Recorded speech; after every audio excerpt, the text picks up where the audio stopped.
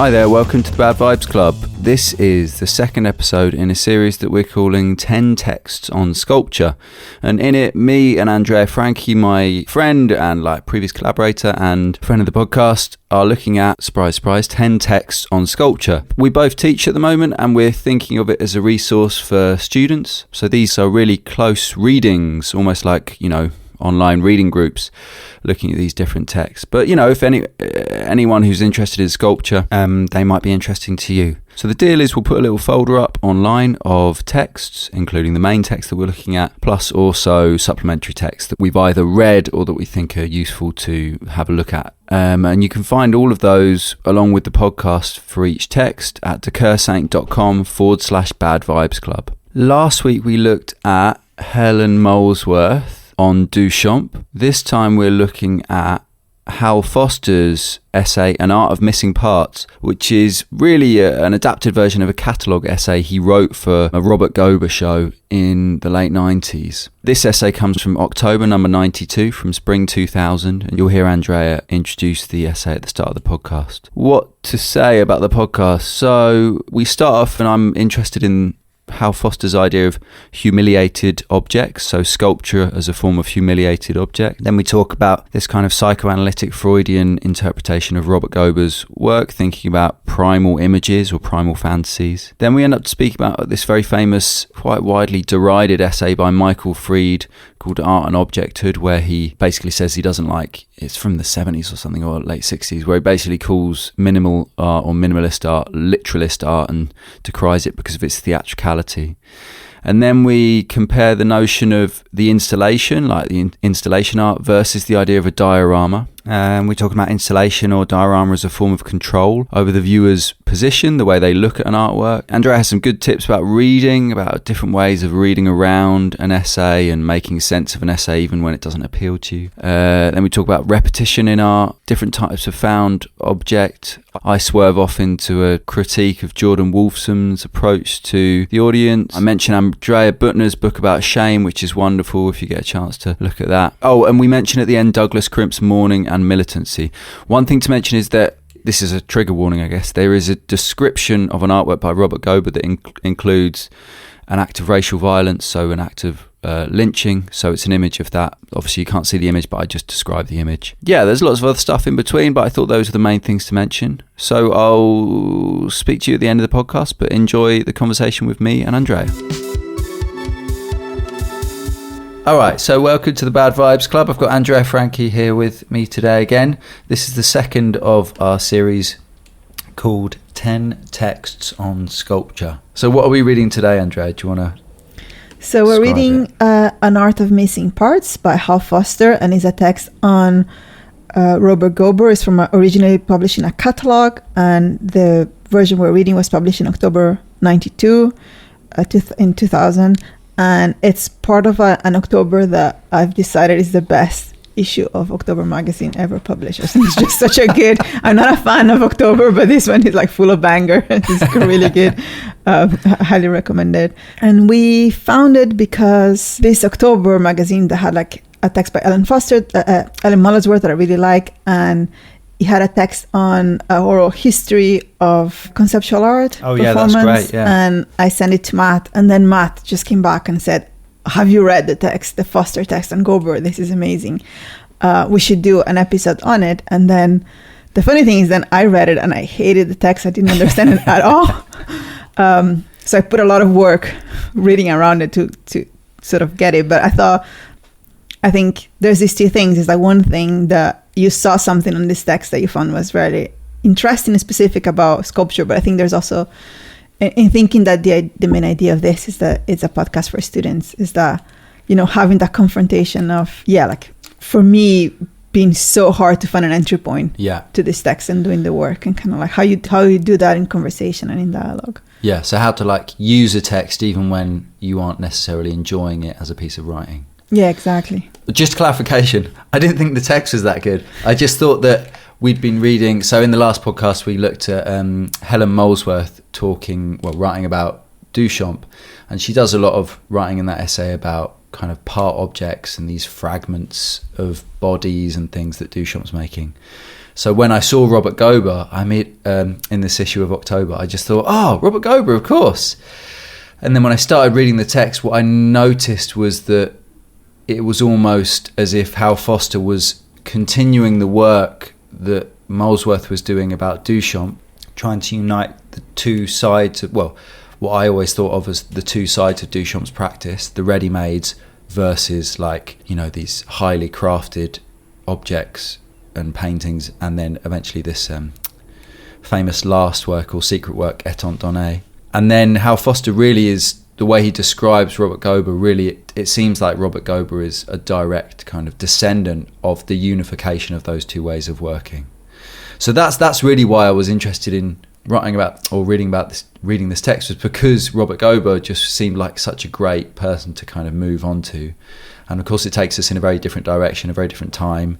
He's making work in the 80s and the 90s. He's still making work now. But yeah, I suppose his heyday was the 80s and 90s, perhaps? I don't know. Yeah, I think even more 90s. Was it? Okay. Yeah. All right, yeah. So if you haven't listened to the last episode, that's fine. You can just listen to this one. You don't need to have listened to the first reading podcast. But the point is with these podcasts is that it really is a reading group. So what we're going to do is publish the PDF. Publish is not the right word. Upload the PDF so you can download it and so you can read along. And these podcasts really are reading groups. So we'll basically go through the text and try and make sense of it together. But we'll also bring in lots of other references. Eventually, we're going to turn these into a series of lectures, seminars, where we'll bring in lots of other artists as well. Yeah, okay, all right. So shall we start trying to work out the text? Yes. So first thing to say is that this is very much a psychoanalytic reading of Robert Gober. Thus my problem. So that's your problem.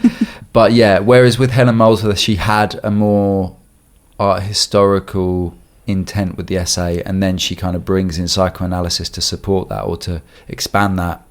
Hal Foster in this work is really trying to use psychoanalytic theory to make sense of what Robert Gober's work does with a viewer or, in the gallery setting. And it opens with a really nice little kind of bit of writing about a photo of Robert Gober looking at one of his own works, and the work is one of his kind of famous legs. If you Google Robert Gober, lots of the images that come up are legs and arms sticking out of walls laid on the floor, and this one is a little what looks like a man's leg with socks and shoes and a little bit of trouser sticking out of the wall, and then Robert Gober's face is kind of poking in at the side, and Hal Foster has this little nice bit about the man peering at the leg. Does he investigate a crime or revisit a deed of his own doing, ponder a work of art, or hallucinate a body part?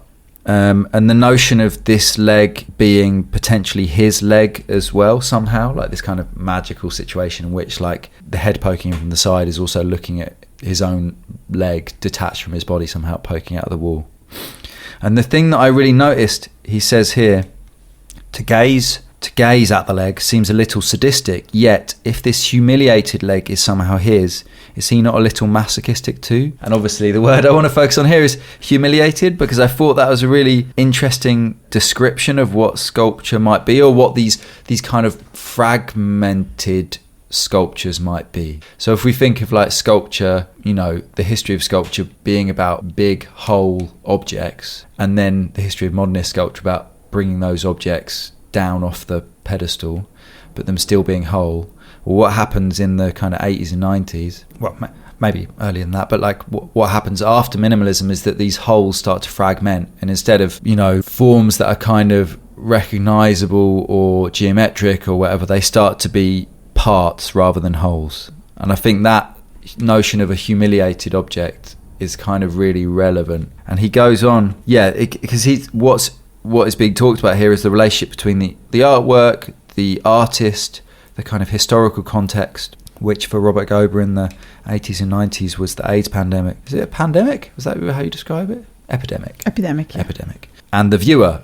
And I like this idea of sculpture as a humiliated object. So it's kind of tied into this hierarchical and ultimately denigrating power relation with the artist or the viewer or the critic. But later on, he also uses all these other words which are related to humiliation, like forlorn or, I've got a list somewhere. But anyway, yeah, we'll get to that later. But I just wanted to flag the humiliated leg here. I can see that that's what you read and you were like excited about the text. I feel like he grabbed you from the... Actually, it only grabbed me on my second reading, which was last night.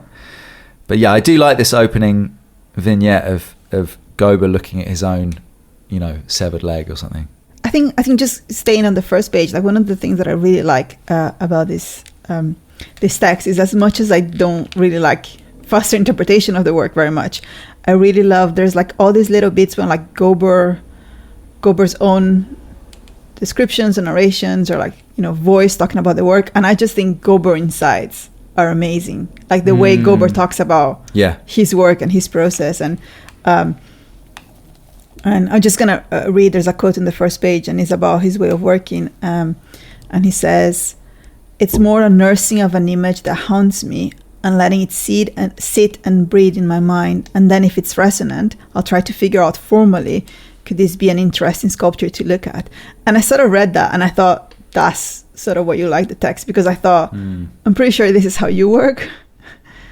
Is it? There's something about your repetition of images and things and like kind of staying with them, and that idea of like, the haunting and the breathing, which is something that I think comes in everybody's writing about Gober, is about how his work is about binaries or dualities, or like putting these like two things that are like contradictory, you don't really think about it together. And it's something about like, even in the way he speaks, to pair like haunting and breathing together. Totally. It's very interesting. Yeah, I thought that was really lovely. And I think Foster picks up on the contradictions in it, right? So it's a nursing of an image that haunts me. So it's this complex thing about like haunting and child rearing, and that's why I think he goes in for a psychoanalytic reading. I think that's kind of it, because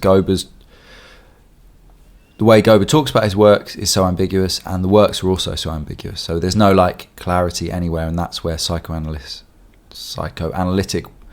theory can kind of do interesting work, because it's all about those contradictions that drives, I guess. But yeah, so he has this really interesting idea of Gober creating dioramas.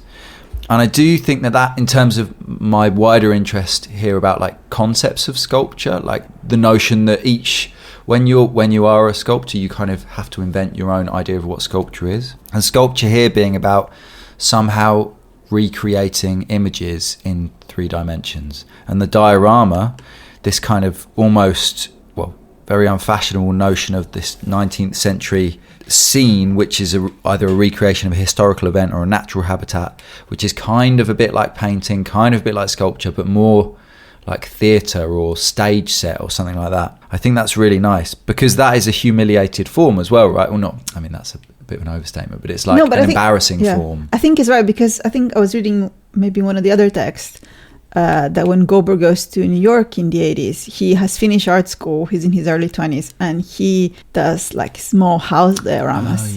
And he's not really sure if he's an artist, because I guess he's been told in art school, dioramas not a sculpture.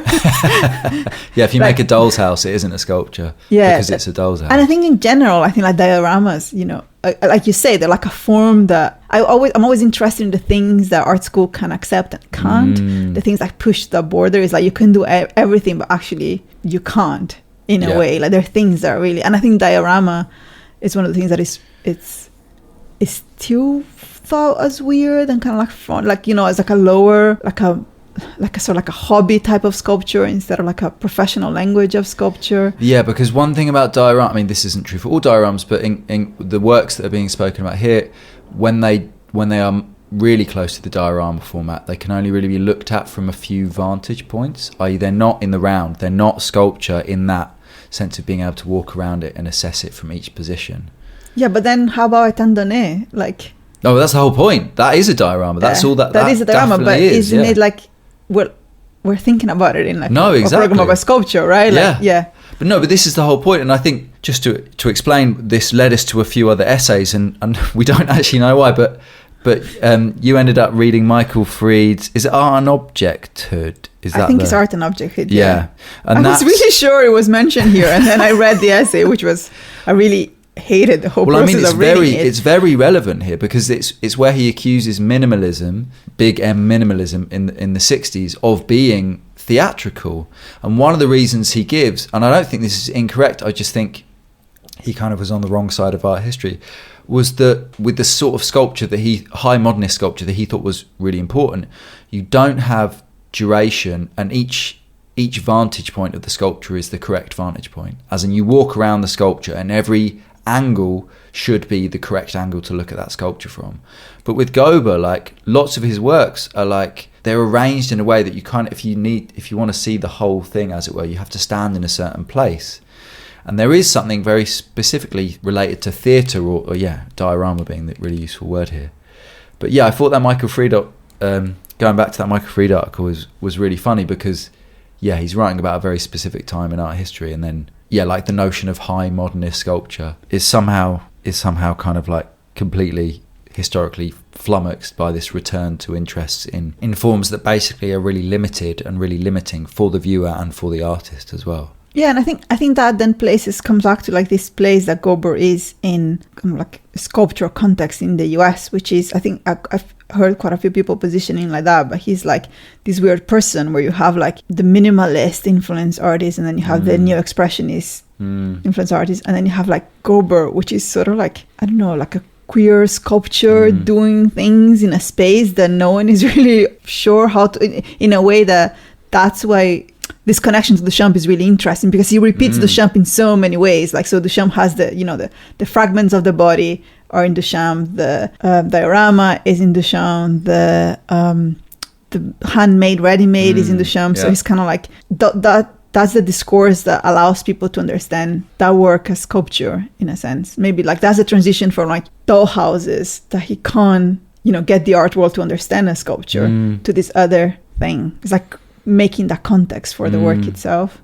Yeah, totally. But again, but it's unclear to me. I mean, Hal Foster makes the connection to Duchamp, and I think Gober is definitely working with Duchampian ideas. He literally works with urinals and things like that. So he's obviously working with that art history. But it's unclear to me how much of the notion of Duchamp as like a handcrafter or the influence of Étant Donné, because when Gober was working, there wouldn't have even been any pictures of Étant Donné. There was a ban on pictures of it, so unless you went to the Philadelphia Museum of Art, you haven't seen it. So it's unclear to me that he would have gone to see it. But then you think like people know about it, like it's like a vibrant myth in the art world. That is true. Yeah, that is true. Yeah, and I think it had a bit of a critical reception. But then, as Helen Molesworth says in that last essay, there's a kind of silence about it after that initial almost shocked critical reaction. But as Hal Foster says in this essay, it kind of doesn't matter. Like, he starts talking about Duchamp being influenced by Gober, almost like totally reversing the chronology of art history. And I think that's kind of fine anyway, because I think he is doing all of these things which were in Duchamp, i.e. were in avant-garde, modernist tendencies anyway, but that got kind of purified into this very specific kind of abstraction. And then, as you say, the lineages of kind of neo-expressionism and post-minimal sculpture, and Gober being kind of queering that history by actually doing work that was there all along, but like people were trying to kind of suppress or ignore or try and say it was like something else. So just to like go back to that, just because I think when I heard you saying that, I think this is one of the things that really annoy me about this text. When Foster uses this kind of rhetorical image of saying like Gober influenced Duchamp, it's one of the things that I think this text does over and over, which I think is like justify Gober's work. There's like a sense of like trying to make me feel that Gober's work is really, really important. That is really annoying, because I feel like the work doesn't need that. Yes. But there's like a constant like looking for signifiers and things and giving like an extra importance all over, instead of like, I think the other texts that I read around of other people writing about Gober's work are so much more the types of texts that I like to read, which are just like people that fall in love with like certain aspects of the work, and they just want to share with you.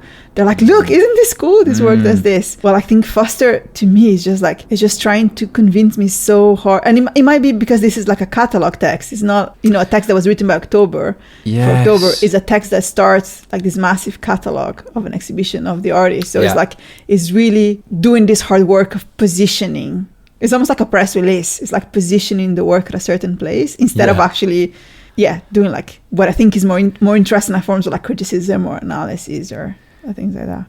Yeah, he can never really settle on a few works to talk about, and perhaps that's the reason, because it's a big show that he's writing about. But just to finish that kind of little thing about dioramas, you know, again, if we're thinking about students, and last time we spoke a bit about the trend towards students wanting to turn things into an installation. And I did wonder whether part of what's happening there is that actually it might be better to think of diorama, because then you don't have to like fill the whole room, as it were. Because when Hal Foster's describing Gober's work as dioramas, sometimes there really are dioramas. Later on, he makes these kind of single perspective scenes, which the viewer looks at through, you know, a grate and the floor, for example. But other times, it's more like there's an arrangement of objects, and then there's some wallpaper, and that still kind of works as a diorama, right? Like it still has this thing of like objects arranged in a certain way to kind of recreate this primal image or something. And I do wonder if like diorama is a helpful thing to offer to students. Like, you know, you don't have to make it an installation which is a perfect recreation of a space. But I also think you're touching something like kind of genius there, which I think the whole point of why students are doing so much installations, and I never thought about that until you mentioned this now, it's because they want that control of what is the position from which you access the artwork. Right, yeah, of course. Which is like, so, and that is really interesting. We're thinking, you know, at the moment, like, so this is something that we noticed after COVID, and like, you know, through COVID and social media, like people have become used to like, you know, seeing art through these very specific perspectives, right? So you see it through your phone, you see it through your computer, they are taking photographs, you know, when there's like a sculpture and people take selfies from it, they always take them from the same position. It's like a thing that gets established. There's like one, right position to interact with the object. So there's something really interesting about, because I thought the installation was like a scaffolding for feeling that the work is not enough, that you need to do other things. But I think there's something really interesting about thinking about, this controlling the perspective and controlling exactly, you know, the angle of access of the viewer. That's great. In a show that I was helping students with recently, there was a real focus on like a sculpture show that I was working with students. It was a real focus on work having a white background, and it was a really interesting discussions around what sculpture was for, or like how it should be looked at. And yeah, you're right, like literally one of the students who ended up making a really amazing piece in it, and it looked great where it was, which was kind of in a bit more open space. We kind of came to a compromise, but her reasoning was like, you know, my friends and family will take bad pictures if it's not against a white wall, because they won't know where to take the picture from. Whereas if it's against a white wall, they'll know to stand in a certain place and take the picture. And a lot of the installations I saw is just having sofas in the gallery in front of the work, which I think is really fascinating, because it's like you're literally saying, you know, it's like a very clear clue. You sit here and that's the right position, you know, to see this film or to see the sculpture or to read this publication. Yeah, great. All right, cool. Oh, okay, so here's the next reference. So Foster says that the sculptures look forlorn because they're often small or miniature or split or burned or damaged in other ways, planted or plugged with other things, tattooed, amputated, dismembered. So that was the link back to this idea of Gober's sculpture is kind of humiliated. And I wonder if that's like, you know, why Gober's out there on his own, because there are lots of other artists making these kind of forlorn objects, but it is a very particular idea that you would make sculpture that's presence is like diminished or something, like it's less than the real version of the thing that it recreates or something, and that is its power, and that is maybe quite hard to explain. But Gober's works are really strong just because of the way they're made as well. Maybe that's something to just explain. I didn't realize this, but this is a connection back to the last podcast as well, but Gober and his team made everything that's in his work. So like that's obvious in some instances, but there are recreations of found objects and stuff. So for example, in another text we looked at, Roberta Smith describes a dented paint tin that looks exactly the same as a real painting but is made from cast glass. So that level of kind of hand making or craftsmanship or something. Yeah, and I think there's something, I don't know if you had the same experience, but I just keep like looking at photos of Gober, and there's so many objects that I can't, you know, through the photograph, they just look like the thing, which is kind of frustrating. because some of them, like the sinks, for example, you can see that they're handmade. But really? A lot of Okay. a lot of the, I don't know, kind of like packaging, so like in the cat litter or things like that. I just keep like looking at them and trying to identify, because I cannot access even like what material they are or things like that. One thing I did want to look up, and I didn't manage to because I think it's in an interview that I couldn't find, was that Foster makes a passing reference later in the essay that Gober actually claims that his work is not as laborious as it looks. Like the making of the work is not, as painstaking as it might appear. But I don't really know how that could be. He has 4 assistants, which is like reading about his show during COVID time, and he's like, I kept like assistants employed and fully paid, and there's 4 of them full time. So make more cat litter. Just keep making the cat litter. Yeah, I think maybe it's not laborious for him. That's what that meant. All right, so what I ended up writing down was something about like sculpture. Yeah, sculpture being the remaking of primal images or primal scenes, which is a very specific. Actually, no, the word is. I think the phrase in the end is primal fantasy, and that is a very specific Freudian idea. And the kind of original primal scene or primal fantasy is like seeing your parents have sex. And then there are other ones that Freud comes up with. And there is this kind of biographical thing that Gober alludes to his mum being a nurse, and perhaps that he saw an amputated leg or a severed leg or someone without a leg because of a car crash. But it's never, they never go into it. It's so weird, right? It's like, why? I just find that fascinating because it's like this whole psychoanalytical thing of this, drives and things and castration and thing. And then there's like this attempt to bring up like a history, like a historical experience, which seems to me, I don't know, sort of like a negation of the other thing. It's like this kind of like curiosity that suddenly explains, you know what I mean? Because I think what's interesting about Freud thing is that it doesn't need to happen. Yes. Like those things are part of who we are anyway. But then he just goes and kind of like finds this weird. Well, but there's a second layer to that as well, that these scenes can become more important over time, or they can be retroactively constructed with the help of analysis, or I would claim through art making. Because I was thinking about this. Have you got a primal scene? I've got one. Shall I let you know what it is? No.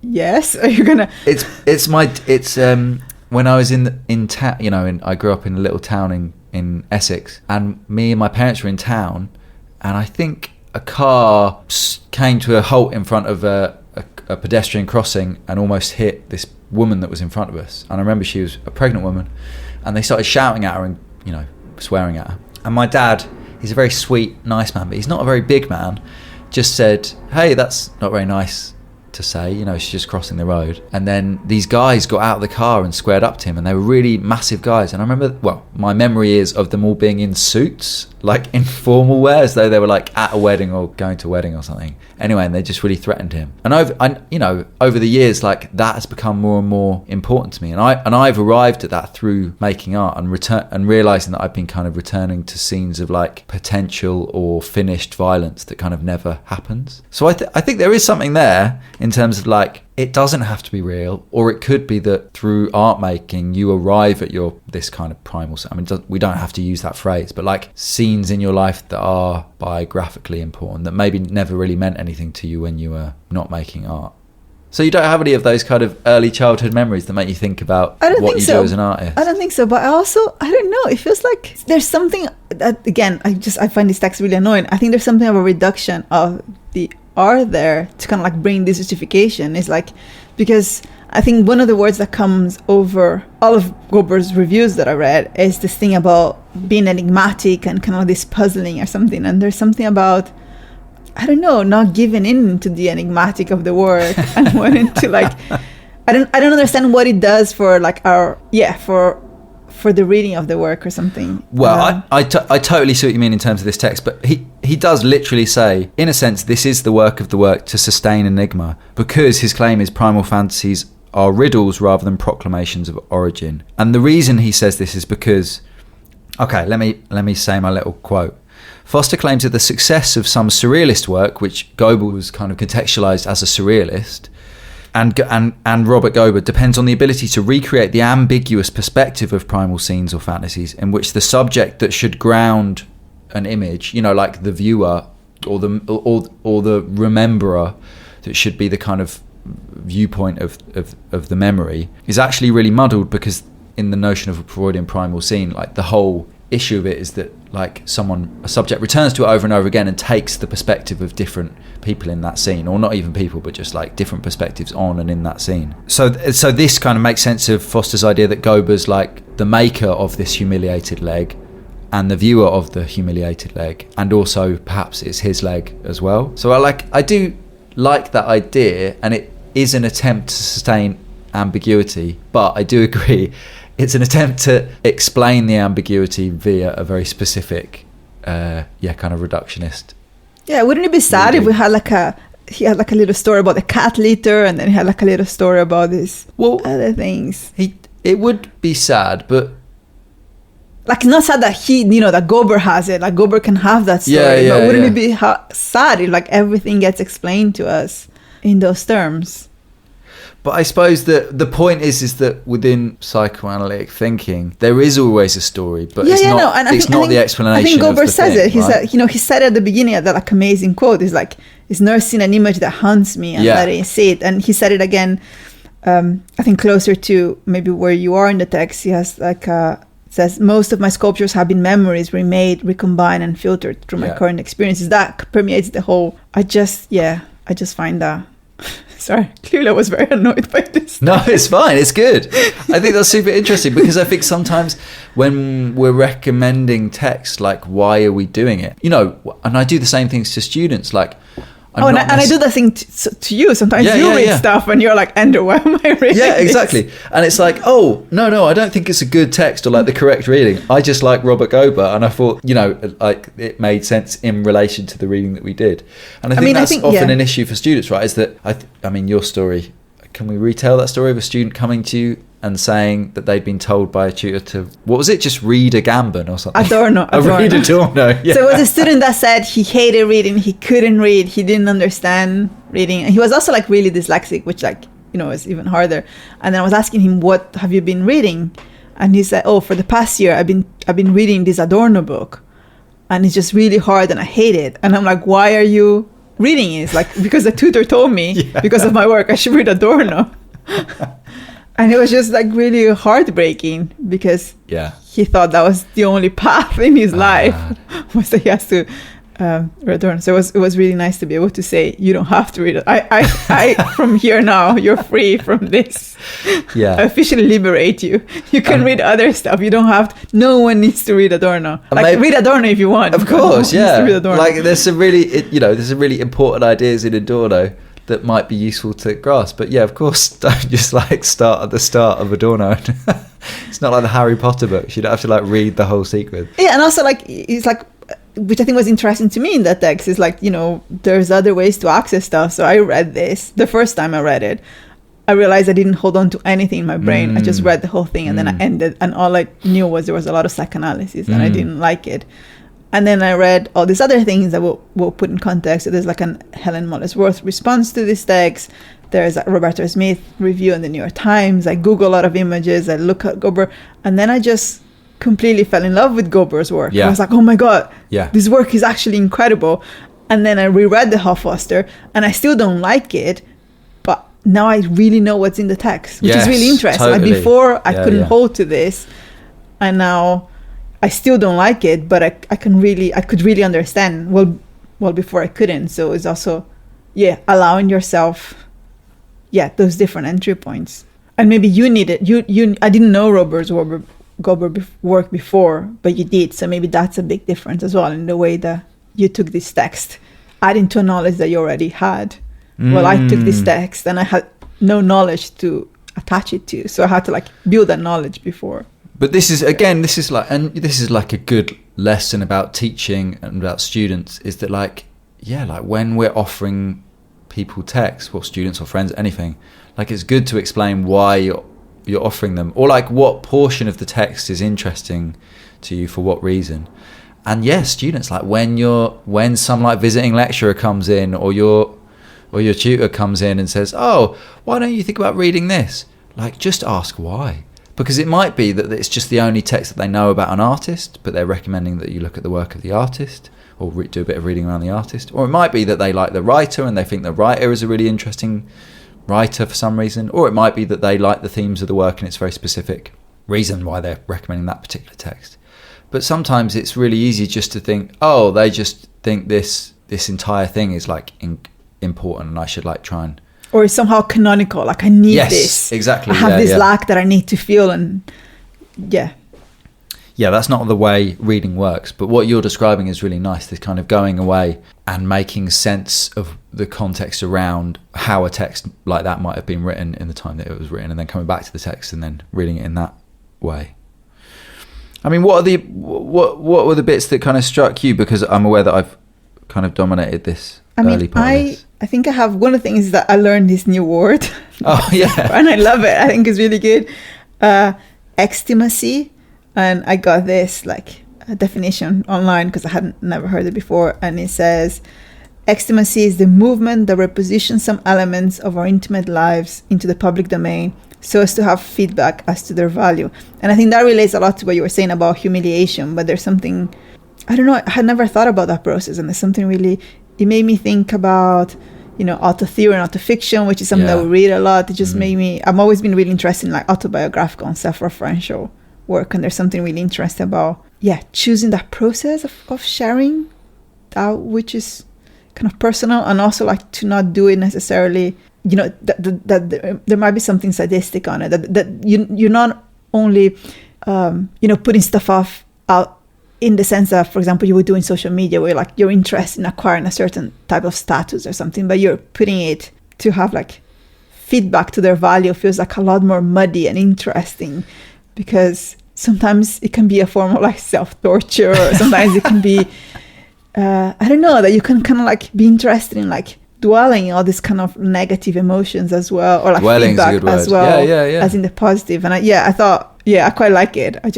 I always think my favourite Twitter accounts are ones that still portion out fragments of shame. Like, that's what I always thought Twitter was great at, was allowing people to offer like comically dark insights into, the everydayness of negative emotions. And I think Gober does that again, because he does that over and over, because he's repeating these humiliations, these like fragments of bodies that are sticking out of walls in ungainly ways or whatever. These forlorn objects. And that's the only thing I would say is that, in this Roberta Smith review of a 2014 exhibition, she almost talks about it as though it's humorless. Well, she says, I think at some point, like, it's not got loads of humour in it. And the thing I was always struck with Gober funny. was like, so it's hilarious. Funny. It's like all this like careful application of body hair, the way they're kind of poking out of walls. Everything about it seems really kind of... There's like, I think Helen Molesworth says his sculptures are like puns. They're like all full of like language, and in a way that is not like reduced. They're not just a pun, but they sort of gets you at the beginning with a pun. They have like a very kind of direct, funny reading, and then they kind of like get you there, and then they're all really weird objects at a different level. But I agree with you. I think they're really funny. But I think maybe because what I did was like I did a list of the words that came, or that kind of like related to sculpture that was interesting. Oh, cool. Because again, I'm not a sculptor, so I'm kind of like, for me, this is like a good exercise to pay attention to these things. And one of the things that I had was repetition. And I think there's something really interesting about that, about like, that he has, like you said, he had these images that he has like so many legs. He has so many baby cribs. He has so many things, and they kind of like change over time. But I was thinking about that in terms of sculpture, like what is, the context that an artist create by repeating. And I think Molesworth has something really interesting to say about repetition, which I don't remember how, I made a note here, but I don't remember how Foster talks about the repetition, other than that kind of idea of, maybe like Foster talks about it more like reviving the trauma, but I might be projecting. I think it's about lost objects.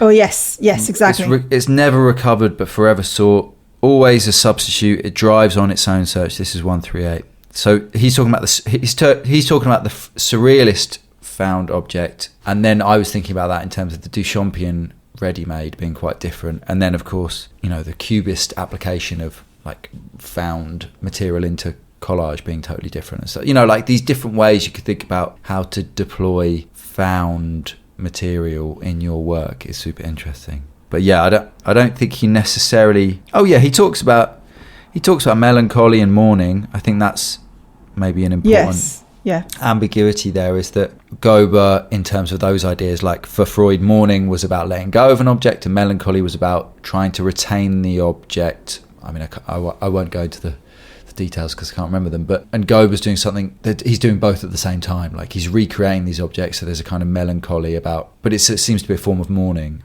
And I think there's something about like Catholicism in his work. There's lots of candles, there's some Virgin Marys. Anyway, sorry, you were talking about oh no, just because I think you were talking about repetition too, but I think like Molesworth does this reading which I think is really interesting, which is like she and again, her text is a direct response to this, but she's talking about, because that's what she does, she goes to like repetition again, to like maintenance and everyday life and kind of these things that go over and over, and she talks about, and I think that's one of the things that made me like fall in love with Gober's work again, is like she's talking about like the lack of shock and drama in his work, and how much about it is about like domesticity and things and maybe there's something about the mourning there in that sense as well, right? It's like this kind of everydayness of like that this severed leg is not, it's not a horrible object, it's not like a thing that kind of like disturbs you, it's just a thing that keeps repeating over and over. And there's something about like everyday life and kind of like, I don't know if trauma is the right word, but maybe it is like, this kind of little not little traumas, but like traumas that kind of like repeat over and over in a way that is not shocking. It's just, they're just there with you all the time. There's always a severed leg. Yeah. But it makes you think of studio practice, and I don't know. Yeah, as you say, Gober works with assistants and stuff, so it's different. But there is something calming in knowing that you're going to repeat something, and that you might get better at the process, but the process is still going to be painstaking and take a long time. Like at the moment I'm kind of searching around in the studio trying to find something, and it's a very painful process. But the last thing I made was a really big drawing, and it took me several weeks. And as soon as I started that drawing, it was a very calming feeling to just be working away on something. And I imagine, although it depends how much the studio assistants are paid, but when Robert Gober perhaps was working more on these on his own, which might have been in the 80s and early 90s, it's very calming to know that you're going to spend the next like few hours like placing hairs into a piece of wax with a pair of tweezers or whatever. So there is something about mourning, maintenance and repetition there that is directly connected to sculpture, a little bit like we were talking about last time with Duchamp. Like there's something about studio practice there that's related directly to these ideas. And I do think that is, again, I think I said this last time, that is the power of some of this psychoanalytic stuff, is that it doesn't have to be reduced to that, but it can help you make sense of the relation. Like, why is it that artists go back to the studio over and over again, even if they make different work each time they go back there? There's something about this space of making which is very particular, and it relates to the handmade, right? I think because I was thinking about the position of the viewer, I was thinking about Jordan Wolfson's works. He works with computer programmers and what's it called, animatronics and stuff. And he has these two works, one which is female figure, which is the dancer. It's like a stripper, animatronic stripper, and it moves its head to like look at you in a mirror as you walk around the room. And the other one is coloured sculpture, which is a big sculpture that smashes around. It's on chains, and it's got camera / sensors / computers / eyes that follow you around the room as it gets smashed around. So it literally directly addresses the viewer, views it. Anyway, I was thinking about him because of that. But then I was thinking about what's weird about Wolfson is that not weird, but he's just not an artist like Gober at all. He's thinking about the viewer, but in a very much, like a theme park maker would think about a viewer, like, okay, so how can we get the viewer to do this? He doesn't, because he's not presumably involved in any of the physical production of the work. There's a very different relationship to that work. Now, obviously, like, people have different kind of views on Wolfson and whether his work is any good at all, but it's a completely different relationship to the viewer and the work and everything about studio, making art than Gober has, even though they're both interested, of course, in this like relationship between the perspective of the viewer and the perspective of the artwork or something. And you think that's specifically connected to the handmade? To like the handmade process of making work? I'm just curious about. This was a kind of, I just was looking at Wolfson and like, I was wondering about Wolfson and his relationship to his own things that he makes. And he doesn't really seem to, in the short interview I watched the other day, he's really talking about the viewer directly and about wanting to affect the viewer directly. And I think Gober is definitely interested in that. But when you have a studio practice that involves hand making, you also can't get away from the relationship to the objects, because you're not just thinking about, okay, how am I going to create this effect? You're thinking about, okay, I've got this image that I'm going to nurse into a sculpture, and I'm also going to think about it in relation to a viewer. You're led both ways at the same time, and I don't think Wolfson's work is made in that way. I mean, it's a weird comparison to make. It was just because I was looking at him anyway. No, but I think it's there's interesting something about hand making, yeah, because it kind of goes back to what we were talking last time when I was interested in like touch. Yeah. And the handmade, and there's something about I just think, yeah, I never thought about it the way you said it. There's something about, yeah, like the intimacy that you construct with this thing that you can like nurse into being, or like that there's a relation there that is different. I'm just interested in what relation is, and I thought, yeah. Well, it's the same as the Duchamp, the Helen Molesworth's writing on Duchamp, right? Like Étant Donné, you can read it totally in terms of the viewer and the viewer's perspective, but to think about Duchamp working on it on his own for 20 years gives you a much more complex perspective on that work, because it's not just a joke or a Duchamp, what we would have, in the olden days called like a Duchampian exercise. Like, it's not proto-conceptual art. It's like a loved object that was made, sweated over for like years, and remade because it broke, and maintained and like hidden away from people and then shown to people. And I think Gober's work has this kind of, and that's why humiliation is an irrelevant word, right? Because you're humiliated in a moment. You're not humiliated from the moment you begin the work until whatever, the moment it's sold or something. You're like, fine, you have this relationship to the object, and it's at the moment of revealing it in the exhibition or whatever that you kind of reveal this like humiliating thing. Andrea Buttner, the artist, wrote an amazing book about shame, and she talks about there's something essentially shameful about art for her, and that's what drives her interest in lots of communities like nuns and things like that. It's because there's a privacy about the studio, and then there's a sudden moment of making public which is necessarily shameful. Like, I did this thing and I didn't tell you about it or show you, and now I want to show you, and that being kind of like not the way that things get made in other realms or something. Whereas Wolfson is shameless. Maybe, I don't know. He's not, I'm sure he's not. Anyway, so yeah, I think repetition's really nice. I think that's really particular to sculpture in the way that you have to return to it over and over again, and remake and maintain. What else? Also, my list was handmade, repetition, diorama, language, and cast. Oh, okay. Talk about language then, because I don't think I really thought about that much. I remember if it came from this or the Roberto Smith, but there's something about some of the titles being kind of funny, but also like that the sculptures in some ways are constructed through language play. When it has like the torso that is like half men or half women. I don't know. There's a way in which this kind of juxtaposition of things feels similar to a language operation.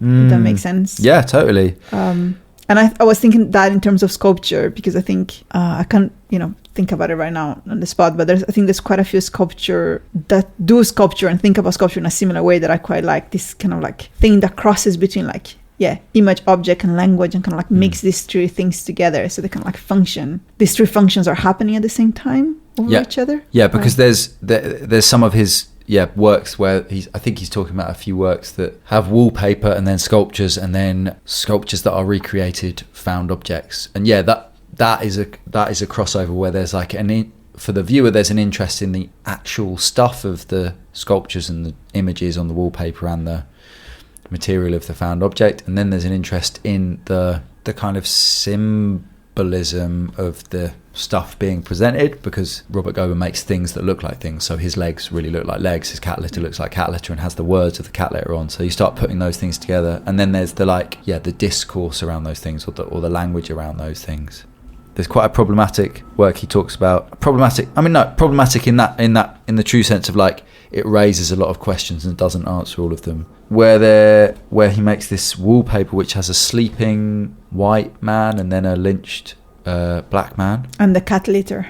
And the cat litter next to it, yeah. So he's bringing together these things which are enigmatic but also very violent and But also very language based, right? Yes, like exactly, it's a sculpture yeah. that you can literally describe, like, you know, in the sense it's like a wallpaper and has like this image and this image and the cut later. So I think that's what I was thinking in terms of language. Interesting. Yeah, because that is the thing, right, with Gober's work, is you can describe it. Okay, so it's a wax leg and it's got trousers on and socks and it's got hair, but it's also got a plug or whatever, a plug hole like in it. Those things are clearly symbolic, but it's not necessarily clear what those symbols are meant to be. So yeah, like you're talking about, kind of not reducing it to a primal scene or something. It's never quite clear what is being brought, why things are being brought together. And then I think how Foster, when he's talking about ready-made, he's like, and then, you know, you have these things that are like very clearly, you know, these three things, and it got closer and it's like everything's handmade, and it kind of like completely disrupts your understanding of this thing.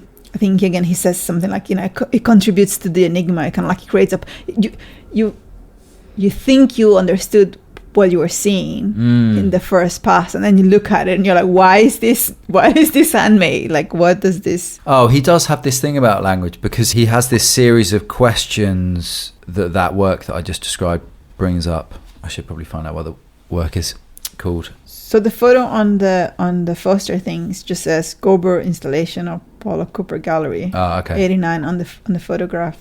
Oh yeah, but this relates directly to this question of language in sculpture, I think. So the Cooper installation prompted the viewer to tease out old American knots of misogyny and, how do you say this word? Miscegenation in the form of a broken allegory. Then these questions: what is the relationship between the two men? Does the black man haunt the white man? Does the white man dream the black man? If so, does the white man conjure the black man in hatred, guilt, or desire? Is the woman implied by the wedding gown the object of their struggle?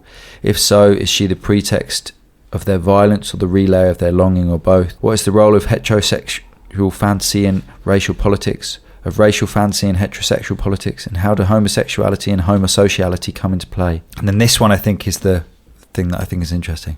Finally, how does one disarticulate all these terms, clarify them in order to question them? So this question of language, how do you like pull apart all these things that are all these questions that are implied but not answered in the work, and do that in language, right? Like, because that is what happens when you go into these exhibitions or you see these shows, is that your only real response is kind of to talk about them with friends or to try and think about them in your head, and you kind of do that in language terms, which again I think is why Foster goes to psychoanalysis or psychoanalytic theory to try and make sense of it, because he's a critic and he works in language. And for psychoanalysis, it's always in language that we kind of find can start to do the work of making sense of what we're doing outside of language or something. No, I was just going to say that I think there's something about the way Duchamp was in language as well, you know, in his work, when he's kind of like, even in his titles, when he's putting these words to make you like go back and question what you see as something that it feels kind of similar to the operation that Gober is doing. Yeah, but Gober's doing it in the work, I think, in a way that sometimes Duchamp does it in the title. And sometimes Duchamp just did it in the title. Like, you know, some of Duchamp's silliest works, like Elash Ku, the Mona Lisa with a moustache, like they really are puns in a kind of simple sense. And I don't think Gober ever is doing that, because it's like a pun that someone dreamed. I don't know if you've ever had this way, like you dream a joke or you dream an idea for a work, and then you wake up and at the time you're struck by how brilliant it is, and then you wake up and it doesn't make any sense. And Gober's puns, if we can call them that, are like the ones that don't make any, sense. Whereas some of Duchamp's puns really are like straight down the line, the lowest form of humour kind of things. I was thinking more like, I was having this discussion with Lamis, because I don't like the English translation, but I also forgot the French name, but the bride stripped. The bride stripped bare by her bachelors even, yeah. I really dislike the translation. Like, I really dislike the word even in English, the way it is used to. And we're talking about, the work that the French word is doing there. Yeah, how does it work in French? I would translate it in... Yeah, I think in that... And she's like an editor, so she knows a lot about words. And I would have translated it themselves, but she's like, you can't, because there's a comma there and you're like applying the word in the wrong way. And she was saying what the even is doing there, or the equivalent even in the French, is just this thing that says you need to pay attention to this again. It's just, and I thought that was such an interesting thing, and it feels that's the operation that I think Gober's work does over and over again. It's like you look at this thing and you think you're superficially really understand it, and then he does these tiny things that are like, you need to look at this again. And maybe that's what Foster repeats over and over, which I think it feels to me the thing that he admires the most about Gober is this sustainment of the enigma. There's something, it's actually quite hard to sustain an enigma. Yeah, of course. It's actually really hard to like make the operation when you're always going back to the thing and you're always in a state of not understanding it, but it's still interested. Like, you know, it's not understanding it in a way that makes you feel, oh, this is just stupid and not thought through, in a way that makes you think, someone really, this is really well articulated, but I can't, there's something weird on it that makes me keep coming back to it, and I just can't, you know, reduce it to an explanation. But that's what's, you know, because for me, the what does that really successfully are the sinkholes, or what would you call them, plugs? The plugs in the legs, right? Like, they're just unexplainable and they seem to have no sense. But then when I read the Roberta Smith review, she says that for her they look like Kaposi's sarcoma, which is the type of cancer that is very, hopefully I'm going to get this right, that is common in people suffering from. Yeah, I think it was the first visible symptom. That's it. It was like, so that was where the notion of a cancer came from, until HIV and AIDS was discovered. So she's making this very reductive and probably not incorrect, like, reference to something that can be seen, but to me that doesn't explain what the plug holes are doing at all. Even though it might be a good visual reference to make or something. And I think like Molesworth has a completely different read. Molesworth is quite interested in plumbing. Yeah, totally. In Gober's work and kind of the domestic, but also plumbing as being these things between like the private and the public. Yeah. And also this kind of thing that is kind of revolutionary, but in like a really minor key. You know, it completely changed our lives and the way like we kind of like inhabit our bodies, but it's never thought about like, you know, one of the great revolutions. And the last thing, is that true? My mum always talks about when they moved into a house with an inside toilet and stuff. Yeah, I think it's not in the sense of like culturally. Yeah, maybe that's true. I don't know. Speak to that. But I see what you mean. It's still a technology that is, it's an infrastructure, right? It's like something that we don't talk about a lot. Yeah, totally. And then the third thing that she talks about is, which Foster has like it's really funny. He's slightly annoyed about it, but you know, she uses like a different psychoanalytical model to talk about Gober's work, and she goes to talk about Deleuze and Guattari, and she talks about the relation between like bodies and technologies and objects, and also flows, and this kind of like the way the desire flows, and I think she reads the plug through these things, and the thing that I'm just gonna read it because in terms of like how to read text, this is very funny. So he says in page 151, so he's talking about, you know, so Gober at some point, his sinks used to not have water, they used to not function in the wall of the gallery, and that was like really central to how people understood them, and then they started to have water, and I guess that kind of like puzzle, and there's like a whole thing about, you know, AIDS iconography, but it's also a whole thing about, you know, how I think Gober talks about how his relation to his idea of what a gay man, expectations of like life or happiness or like understanding of like representation change. But Foster has this thing when he says, for some critics, this change expressed a desire not only for health, but for another model of desire, one based on flow and excess rather than loss and lack. Developed by Deleuze and Guattari, in part through a different reading of the Bachelor Machines of Duchamp, which is super interesting because I feel like we're always going back to Duchamp.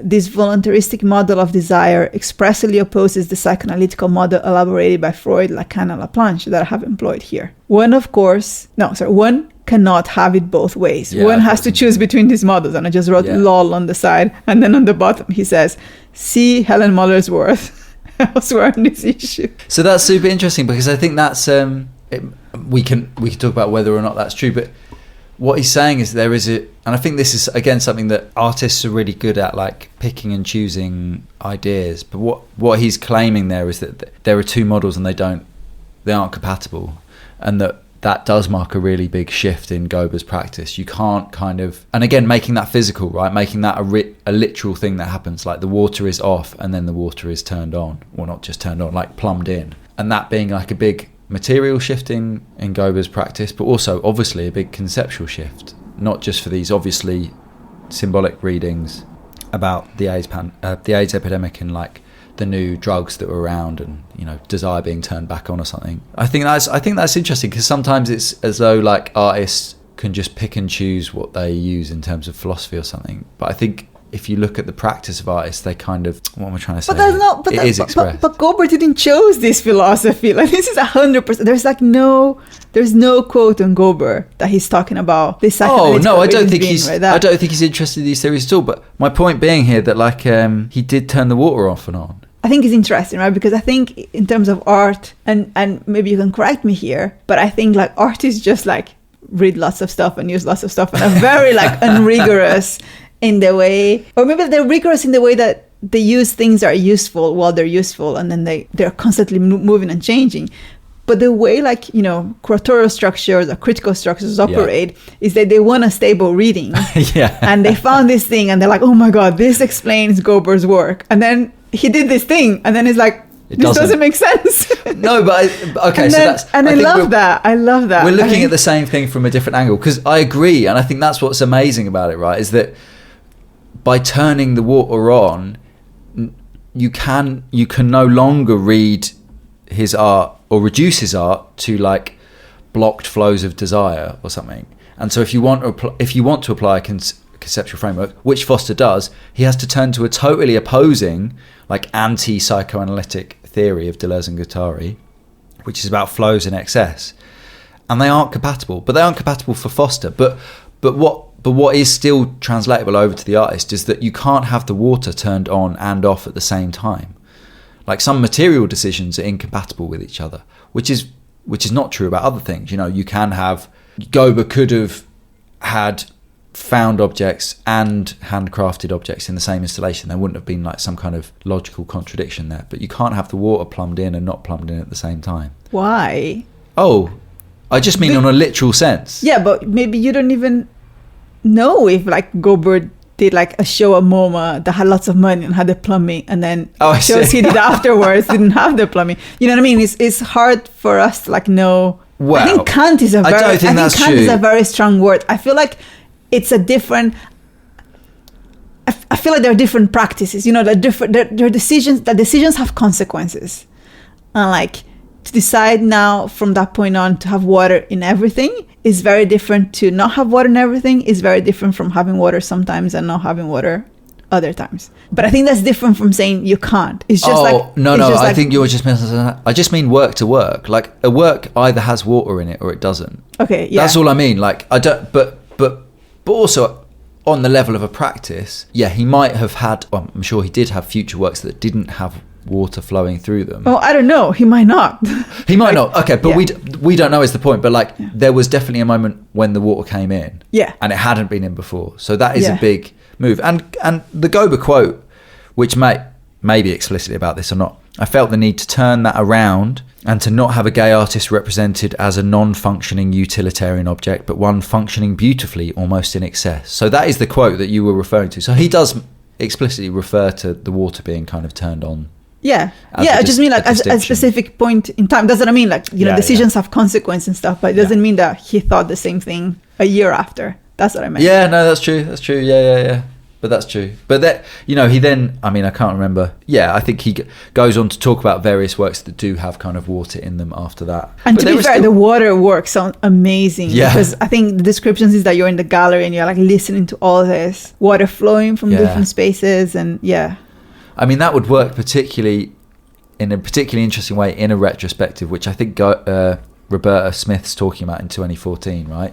So you're walking through the galleries and then suddenly you can hear water in the next room. And that's lovely. That's lovely. Yeah. Okay, so we should finish up. So maybe we can... Are there any last things that we didn't talk about? Wait, what was your list? There was maybe one more. So we didn't talk about cast. I'm quite fascinated because it's something that I never... Because I don't make sculpture, I never really thought about, like the difference of like casting from modeling. That the consequences of a choice. And that came a lot in the previous essay. It came a lot here as well, like this choice of casting a body part, like casting the kind of like ready-mades.